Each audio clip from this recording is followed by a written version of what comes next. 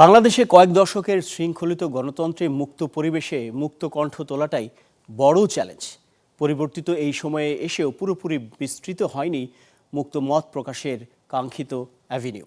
দর্শক, আপনাদের আমন্ত্রণ জানাচ্ছি ইস্পাহানি মির্জাপুর চা মুক্ত কণ্ঠে। আপনাদের সাথে আছি আমি মাকসুদুন নবী। আমাদের আজকের বিষয় ভোট জোটের মেরুকরণ কোন পথে।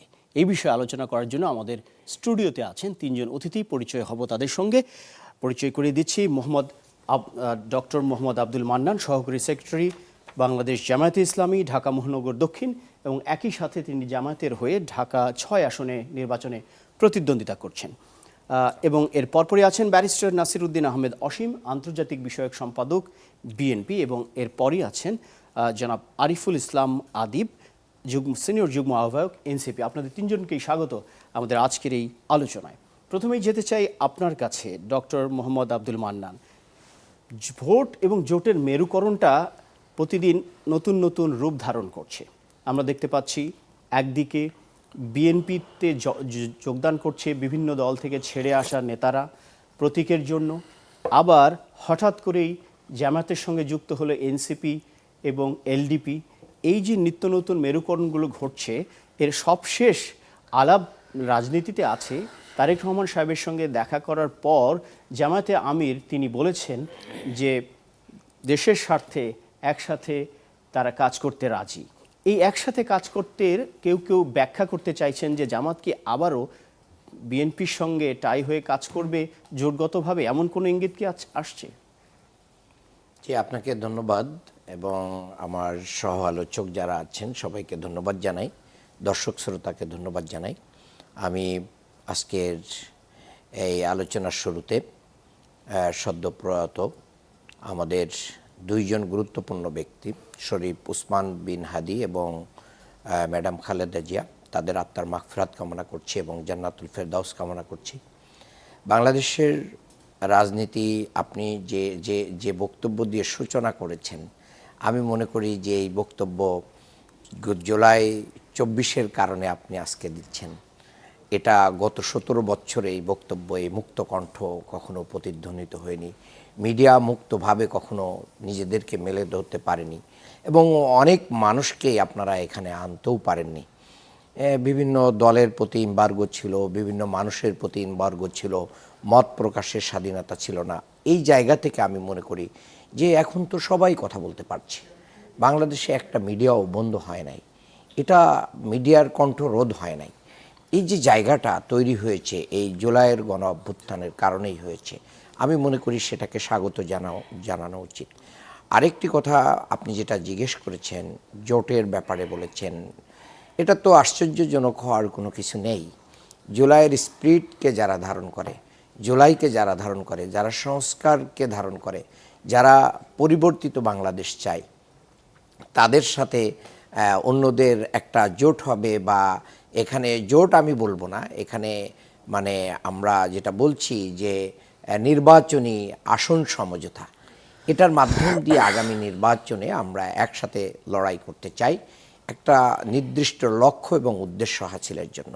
সেই জায়গায় এসে বাংলাদেশ জামাত ইসলামী সহ সমমনা 8টি দল ছিল, এর সাথে এসে এনসিপি এবং এলডিপি যুক্ত হয়েছে। এই যুক্ত হওয়ার কারণে বাংলাদেশের মানুষের কাছে একটা মেসেজ তৈরি হয়েছে আগামী দিনে যে গণভোট হতে যাচ্ছে, যে হা ভোটটা আমাদের খুব দরকার, সেটা জয়যুক্ত হবে এবং এই বাংলাদেশের মানুষ একটা নতুন বাংলাদেশ পাবে। আর দ্বিতীয় কথা হচ্ছে, বাংলাদেশ জামাত ইসলামীর আমির এর আগেও বলেছিলেন যে আমরা যদি 200 আসনও পাই তাহলে আমরা বিএনপি সহ অন্য সব দলকে সাথে নিয়েই আমরা সরকার গঠন করব। আমির জামাত ম্যাডাম জিয়ার মৃত্যুর পর তার পরিবার, তার সন্তান সহ তার পরিবারকে সমবেদনা জানানোর জায়গায় যে উনি পূর্বের স্মৃতিচারণী করেছেন যে 4 দলীয় জোট, 20 দলীয় জোট, যেই রূপরেখায় আমরা দীর্ঘ বছর একসাথে লড়াই সংগ্রাম করেছি, সেই লড়াই সংগ্রামে ম্যাডাম জিয়া ছিলেন ঐক্যের প্রতীক। ঐক্যের যে পাটাতন উনি তৈরি করে গিয়েছেন, সেই পাটাতনের পরে দাঁড়িয়ে আগামী দিনে বাংলাদেশের স্বার্থে, স্বাধীনতার স্বার্থে, গণতন্ত্রের প্রশ্নে, বাংলাদেশের উন্নয়নের প্রশ্নে আমরা বিএনপি সহ সকল দলের সাথে ঐক্যবদ্ধ হয়ে কাজ করতে ইচ্ছুক, এটাই বহিঃপ্রকাশ ঘটেছে। জি, আপনার কাছে আসবো। যেতে চাই ব্যারিস্টার নাসিরুদ্দিন আহমেদ অসীম আপনার কাছে। তারেক রহমান আসার পরে বিএনপি নতুন ভাঙে যতটা চাঙ্গা হয়েছে, একই সাথে বিএনপি ভীষণভাবে শোকগ্রস্ত দলের চেয়ারপারসন বেগম খালেদা জিয়ার বিদায়ে। এরকম একটা সন্ধিক্ষণের মধ্য দিয়ে বিএনপি যাচ্ছে, যখন বিএনপির দীর্ঘ 16 বছর ক্ষমতার বাইরে। এই অবস্থায় সর্বশেষ রাজনীতিতে বিএনপিতে যে মেরুকরণগুলো আমরা দেখছি, বিএনপির সঙ্গে যুক্ত হয়েছে জমিয়তে উলামা, এবং বিএনপির সঙ্গে কয়েকটি দলের নেতা তাদের দল ত্যাগ করে এসে যুক্ত হয়েছেন। তারা ধানের শীষ প্রতীক নিয়ে নির্বাচন করবেন, এবং বিএনপি থেকে আবার বেশ কিছু আলোচিত নেতা বা পরিচিত নেতাকেও কয়েকজনকে বহিষ্কার করতেও দেখা গেছে। বিদ্রোহী প্রার্থী চ্যালেঞ্জগুলো আছে। আপনার কাছে প্রথম যে প্রশ্নটি করতে চাই, যে বিএনপি আসলে এত বড় একটি দল, কেন বিএনপি এখনও জোট হয়ে নির্বাচন করছে? কাউকে না কাউকে তাদের দলে নির্বাচন করার সুযোগ দিচ্ছে অন্য দল থেকে এনে। ধন্যবাদ আপনাকে। আমার সহ আলোচক যারা আছেন এবং দর্শক শ্রোতা যারা দেখছেন, তাদের সকলকে ধন্যবাদ জানাচ্ছি।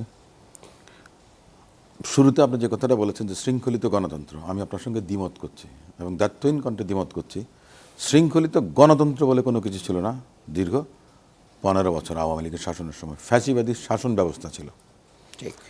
আমি কয়েকটা জাতীয় দৈনিক, ইলেকট্রনিক্স মিডিয়া, তাদের ভূমিকা গত 15 বছর দেখেছি। আমি টক শোতে আপনার 2007 সাল থেকে টক শো করি, বাংলাদেশে যখন প্রথম টক শো শুরু হয়েছিল, এবং টক শো করেছি আমি ব্যারিস্টার মাইনুল হোসেন স্যারের সঙ্গে করেছি, আমি আমির হোসেন আমু, তোফায়েল আহমেদ, প্রতিটি রাজনীতিবিদ যারা অনেক সিনিয়র যারা ছিলেন। সে সময় আমার বয়স কিন্তু তুলনামূলকভাবে অনেক কম ছিল। 2007 সালে আমার হাইকোর্টের এনরোলমেন্ট হয়েছিল। তা এখন প্রশ্ন করতে পারেন আপনি ওনাদের সঙ্গে কেন করেছিলেন? বৃন্দাবনে খাটাস বাঘ বলে না, আমি ছোট ছিলাম। সে সময় অনেক বড় বড় রাজনীতিবিদরা আপনার শৃঙ্খলিত ছিলেন, জেলখানায় ছিলেন। আবার অনেকে আছে সংস্কারে গেছেন, আবার অনেকে মনে করেন যে বুকে সেই সাহসটা ছিল না যে টকশোতে এসে সরকারের বিরুদ্ধে দুটো কথা বলবেন। কিন্তু আপনারা যে কথাটা বলছেন, কাউকে আপনারা কাভার আপ করার চেষ্টা করছেন, এটার আমি নিন্দা জানাচ্ছি।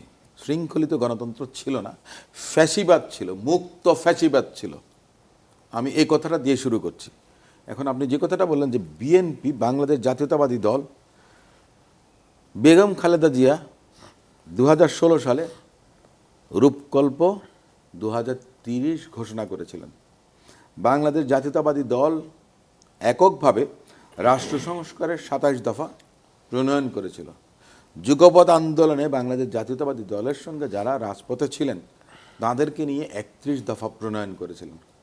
সে 31 দফা প্রণয়ন যখন করেছিলেন, সেখানে বলেছিলেন যে এই যে গণতান্ত্রিক আন্দোলনে যারা শরিক আছেন তাদেরকে নিয়ে সরকার গঠন করবেন।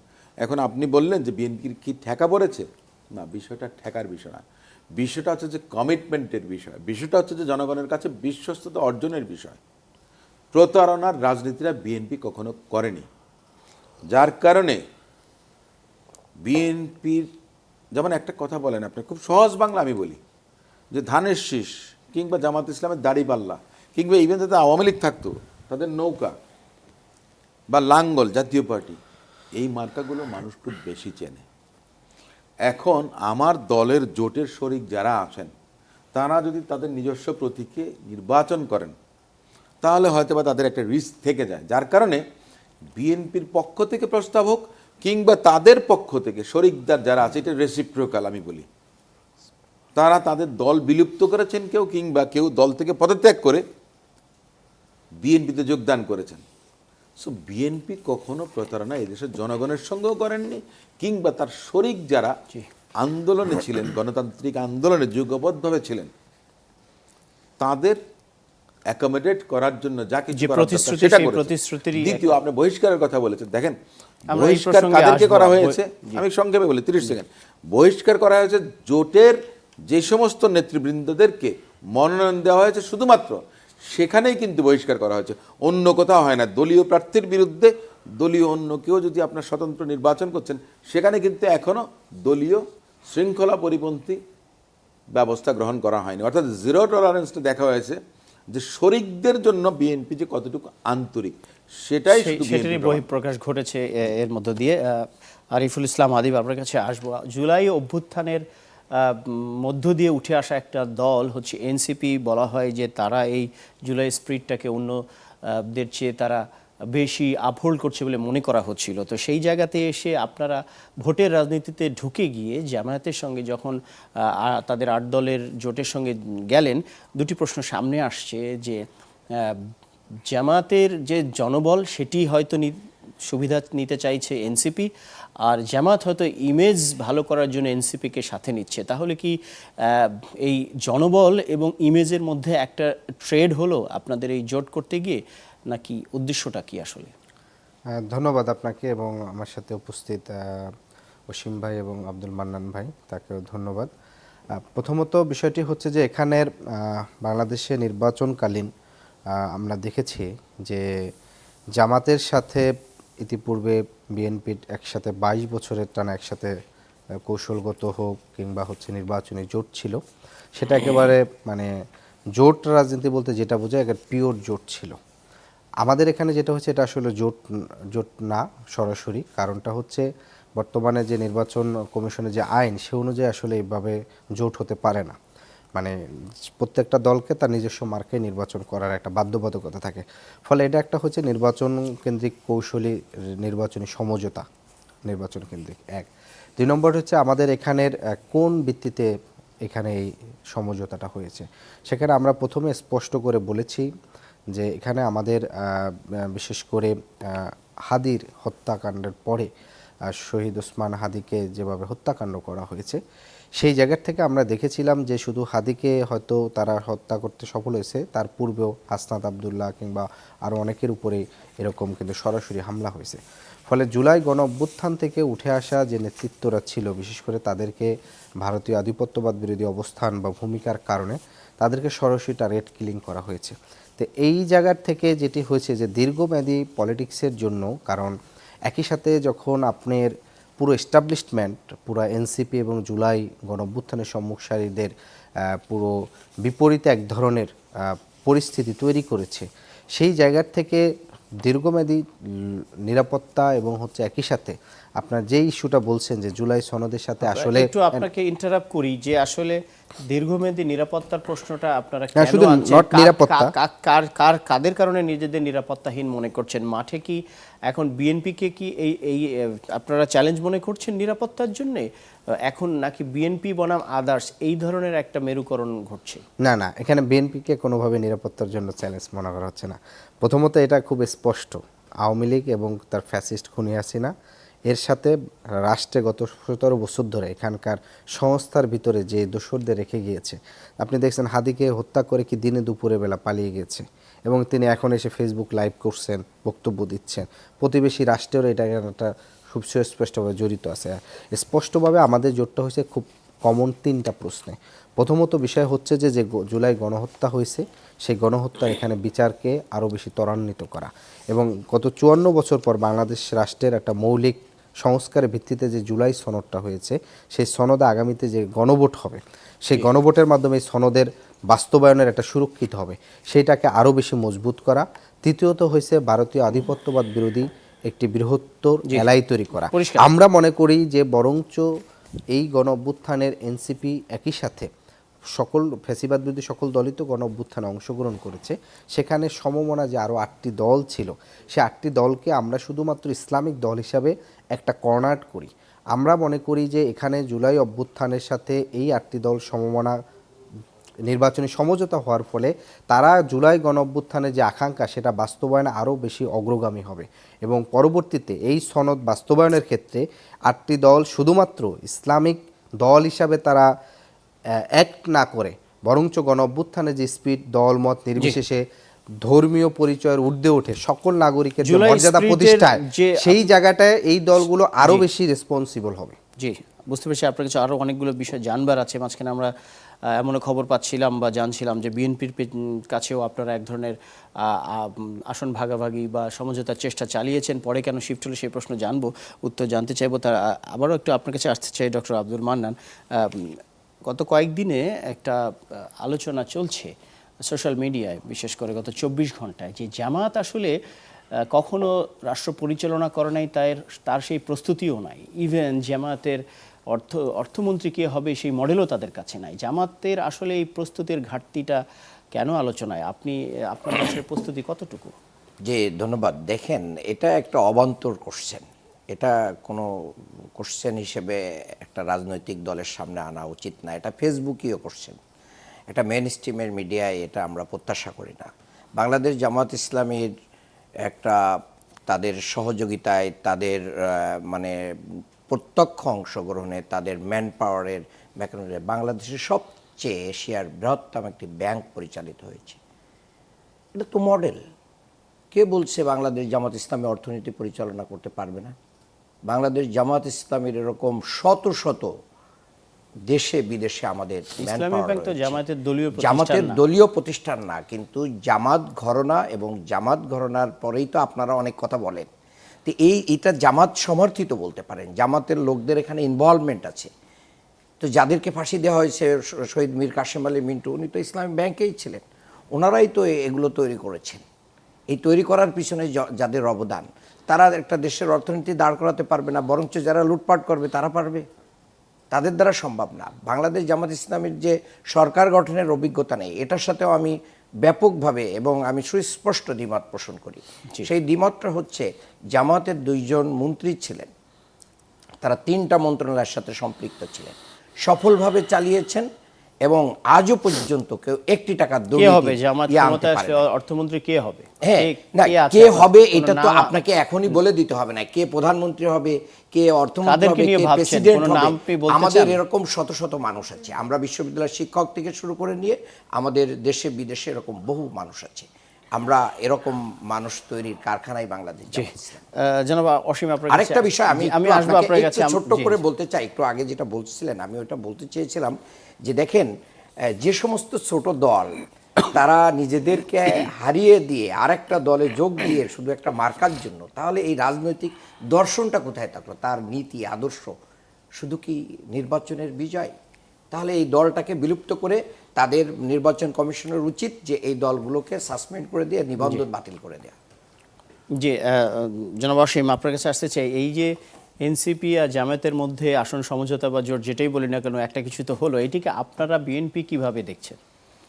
না, দেখেন, একটা কথা বলি, ভোট, জোট, নোট অঙ্গাঙ্গিভাবে জড়িত।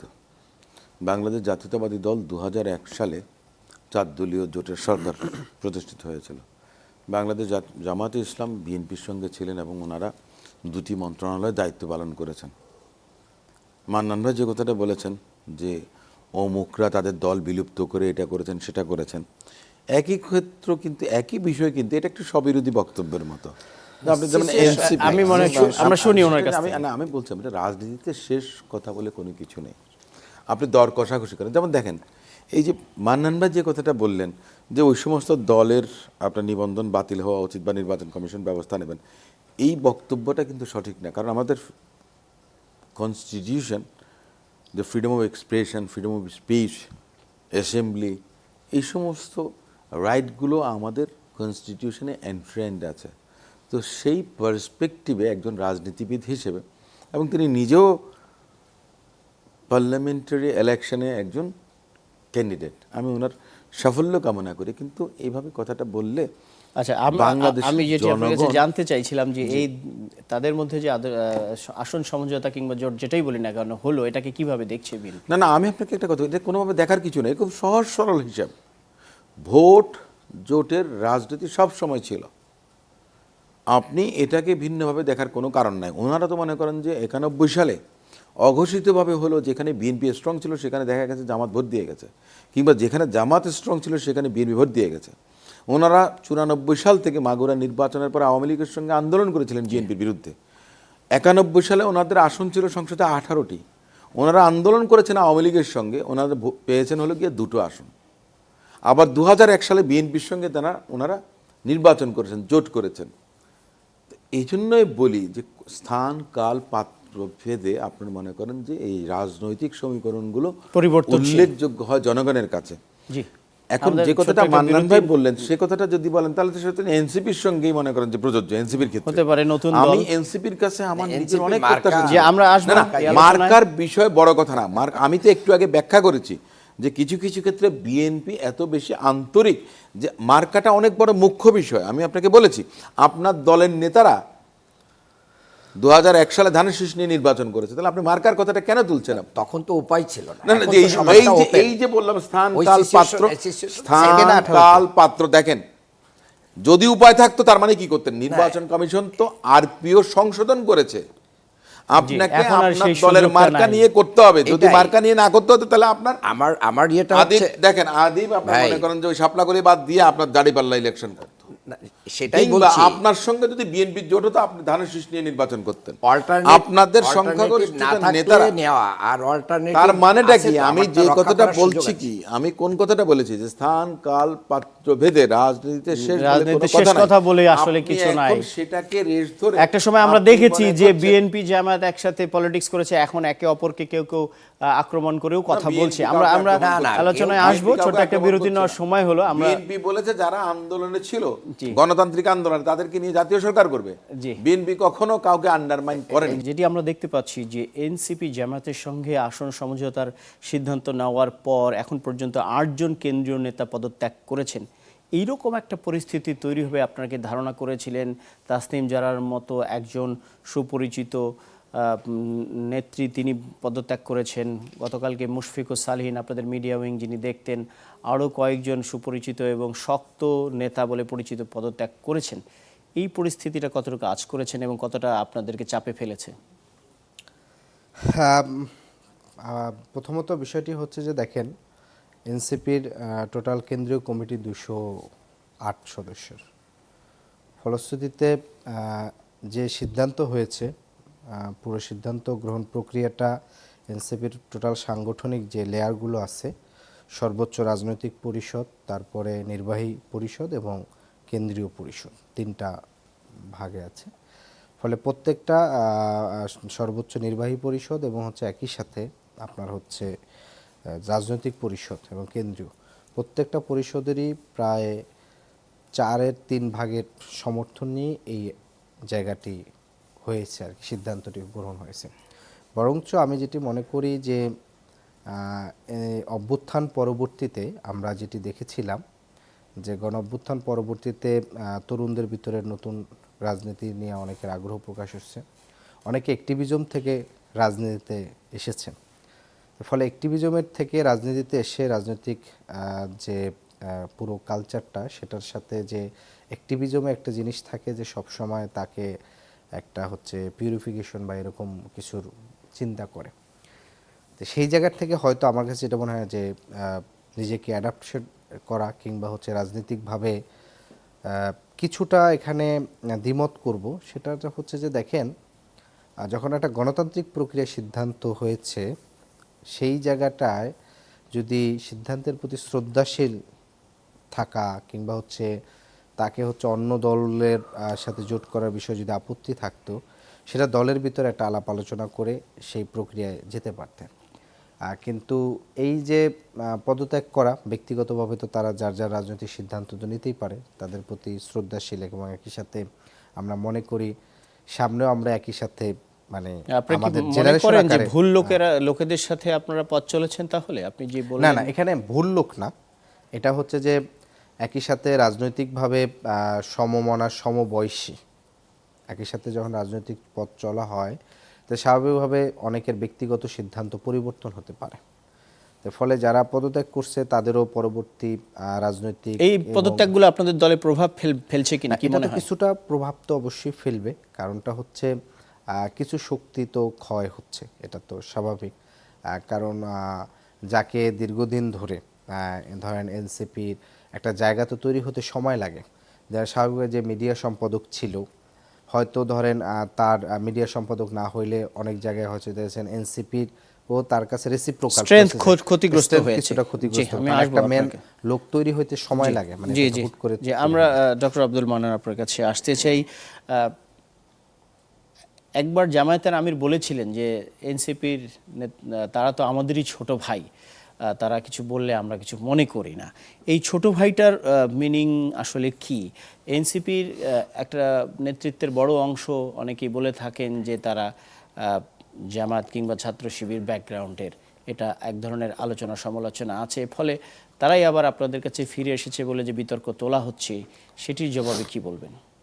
না, এটা তো জামাতের আমির, আমাদের শ্রদ্ধাভাজন আমির ডক্টর শফিকুর রহমান সত্য উচ্চারণ করেছেন যে তারা আমাদের ছোট ভাই, আমাদের সন্তান তুল্য। এটা তো বয়সের কারণেই।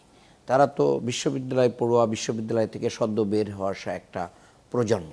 এই প্রজন্ম সত্য, ন্যায় প্রতিষ্ঠা, বৈষম্যহীন বাংলাদেশ প্রতিষ্ঠায় যে অবদান রেখেছে, তাদের ছোটোখাটো ত্রুটি থাকতেই পারে, সেটাকে সামনে রেখেই তাদেরকে ধারণ করেই আগামীর রাজনীতি করতে হবে, এই দৃষ্টিকোণ থেকে বলেছেন।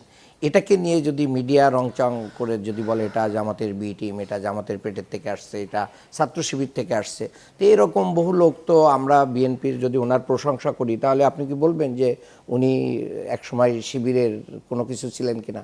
আপনাকে যদি বলি যে আপনি তো অনেক ভালো মানুষ, তাহলে কালকে আরেকজন বলবে যে ঠিক আছে, তাহলে মাসুদুন নবী হচ্ছে জামাত শিবির করতে, হয়তো কেন ভালো বললো? এটা এইভাবে রংচং করার কোনো সুযোগ নেই। রাজনীতিতে এই ভদ্রতা থাকা উচিত, গ্রহণ করার মানসিকতা থাকা উচিত, সেই জায়গা থেকে জামাতের আমির বলেছেন। যে জনাব অসীম, আপনাদের দলের ভিতরে আপনি বলেছেন যে প্রতিশ্রুতির কারণেই যারা বিএনপির সাথে দীর্ঘদিন পথ চলেছে তাদেরকে এই নির্বাচনে একসাথে সঙ্গে থাকার জন্য সুযোগটা করে দেওয়া হয়েছে।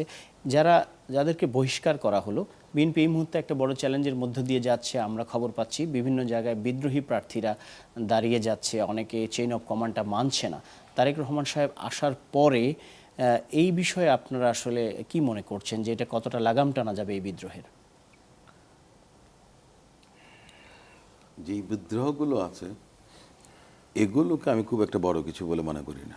তার কারণটা হচ্ছে যে জোটের প্রার্থী বাদে যে সমস্ত জায়গায়, যেমন দলীয় প্রার্থীর বিরুদ্ধে যারা প্রার্থী হয়েছেন, মনোনয়ন নিয়ে বিএনপি তো একটা সর্ববৃহৎ রাজনৈতিক দল। সেখানে একজন না দুজন না তিনজন, ততোধিক তারও বেশি আপনার মনে করেন অ্যাসপাইরেন্ট ক্যান্ডিডেট থাকেন। এবং দীর্ঘদিন আপনার নির্বাচন না হবার কারণে, নির্বাচন যেগুলো হয়েছে সেগুলো তো নির্বাচন ছিল না। আমি যে কথাটা বলেছিলাম, যে আপনি বলেছিলেন যে শৃঙ্খলিত গণতন্ত্র, আমি তো সেটা স্বীকার করি না, অস্তিত্ব নেই, ফেসিজম ছিল। সেখানে গণতন্ত্রের লেশমাত্র চিহ্ন ছিল না।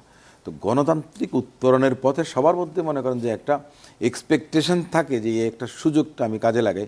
একজন রাজনীতিবিদের আপনার প্রথম এবং শেষ টার্গেট অ্যাচিভমেন্ট কোথায়? হাউস অফ পার্লামেন্টে যাওয়া, তাই না?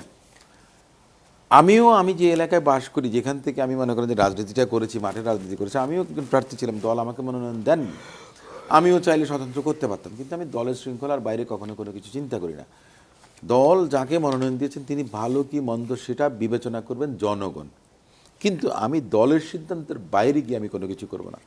এখন বিভিন্ন জায়গায় দেখা যাচ্ছে বিদ্রোহী প্রার্থী এসে মানে আছেন বা এখনও বিদ্যমান আছেন, এখনও কিন্তু দল তাদের ব্যবস্থা নেননি। আমি যে কথাটা বলেছি যে জিরো টলারেন্সটা দিয়েছে, যে বিগত 15-16 বছর স্বৈরাচার বিরোধী আন্দোলনে যারা শরিক ছিলেন তাদেরকে একটা কমফোর্ট দেওয়ার একটা বিষয় আছে এবং শৃঙ্খলার বিষয় আছেন। সেই জায়গাতে দল আন্তরিকতার পরিচয় দিয়ে সেখানে যারা দল থেকে প্রার্থী হয়েছেন তাদেরকে বহিষ্কার করেছেন।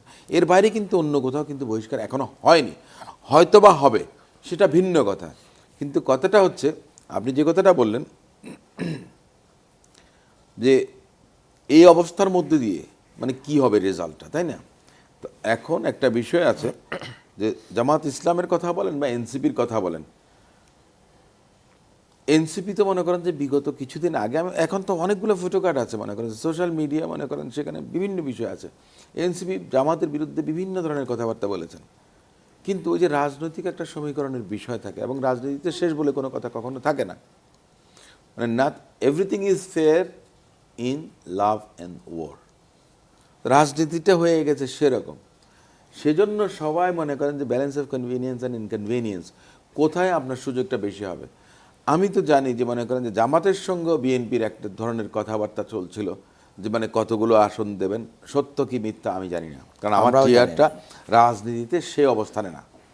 কিংবা এনসিপির সঙ্গে জামাতের, কিংবা এনসিপির সঙ্গে বিএনপির, সবার সঙ্গে কিন্তু সবার কথা হয়েছে। এবং জামাতের আমির শ্রদ্ধেয় ডক্টর শফিকুর রহমান সাহেব তিনি বলেছেন যে যদি নির্বাচনের পরে ওনারা যদি সংখ্যাগরিষ্ঠ আসন পান, বিএনপিকে নিয়ে জাতীয় সরকার গঠন করুন, কিংবা বিএনপি যদি সরকার গঠন করার সুযোগ পান, ওনারাও চাইবেন যে সরকারের অংশীদার হবার জন্য। অংশীদার হতে। তো সেটা কি জন্য হচ্ছে?